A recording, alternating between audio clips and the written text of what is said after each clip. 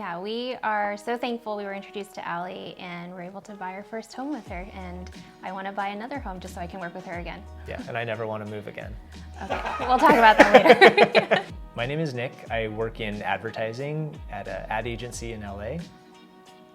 And my name is Marilynn. I am an interior designer who works on primarily hotels and sometimes restaurants. I think what Allie did great was she understood me. She understood that I didn't want to be handheld. She's a good read of people, that's for sure. And that's why I think our buyer responded well to her too, because the person who owned our house had very poor luck selling the house previously, but I think part of the reason this transaction happened is because Allie was able to emotionally deal with them as well.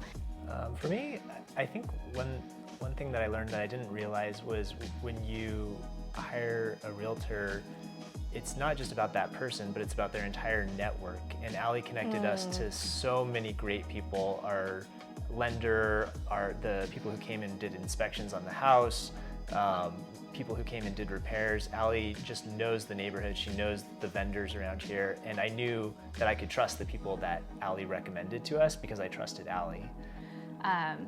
She handled being my personal therapist really well, I will say. But I will say that despite my emotional kind of journey through the process, Allie was very steadfast in her kind of maybe not optimism, but she knew we would find something, and she helped us pivot in different ways. Allie knew instantly if I didn't like a house, and so we wouldn't even bother walking the entire house if that was the case. If I walked in and my first impression was just, whoa, this is not us, she's like, okay, we can just go. I do remember a cringe-worthy moment where we walked into a home, and I did not know that there was someone in the other room, and that someone was the owner of the home. He was selling the house himself, so there wasn't an agent there. And I walked in and I was like, oh my God, this furniture is awful, like really loudly and in a very pretentious, judgmental tone.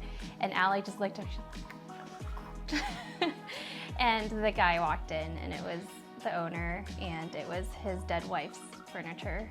She had just passed, and that's why he was selling it. And I could not backpedal from that situation at all. Yeah, I think just being pretty honest and direct and friendly, of course, but yeah, and finding an agent where you feel comfortable being that way with. And it goes back to me saying, like, I think they become part of your family. You have to just really trust them and feel comfortable around them.